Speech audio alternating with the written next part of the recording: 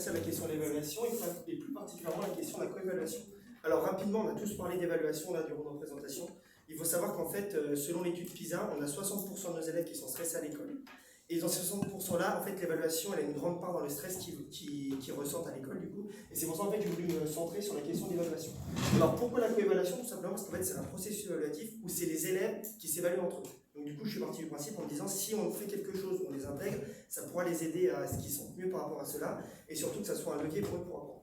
Alors, au fil de ma revue de littérature, je me suis rendu compte qu'en fait, la coévaluation, elle était très proche d'une autre pratique, c'était de la coopération. C'est-à-dire, en fait, dans les deux cas, les élèves, ils vont s'entraider entre eux pour essayer de réussir une tâche. Et donc, du coup, au regard de ça, je me suis demandé comment les conditions de coévaluation et de coopération qui vont être mises en place par nous, enseignants, ça va permettre d'influencer la nature des feedbacks transmis par les élèves. Et mon hypothèse principale que j'ai voulu montrer, c'était si on associe une évaluation, on a de la coévaluation et de la coopération, alors là, on a une réelle plus-value dans les feedbacks qui vont être transmis et produits par les élèves. Alors du coup, je me suis appuyé sur ce protocole-là.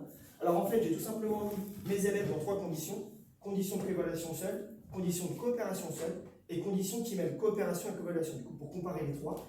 Et dans ces différentes situations, pour juger la plus-value des feedbacks, je me suis intéressé en fait à leur niveau de focalisation. Il y en a 3. Le top du top des feedbacks, c'est des feedbacks autorégulatifs. C'est-à-dire qu'en fait, les élèves, ils vont se conseiller entre eux pour apprendre.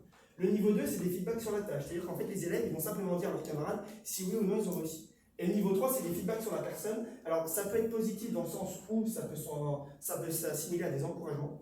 Par contre, ça peut être négatif parce que dans certains cas, des feedbacks focalisés sur la personne peuvent être des injures ou de la dévalorisation.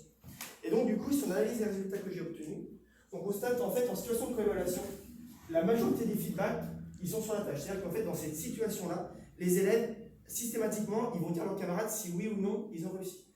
En coopération, on constate qu'on a une très grande partie de feedback autorégulatif, c'est-à-dire que c'est bien ça que les élèves ils se conseillent entre eux. Par contre, on regarde qu'en fait, on a aussi une grande majorité de feedback sur la personne. C'est-à-dire qu'en fait, dans cette situation-là, les élèves, vu qu'ils ne savent pas trop comment se réguler à certains moments, ils vont avoir des interactions avec les camarades, pas forcément centrées sur l'apprentissage.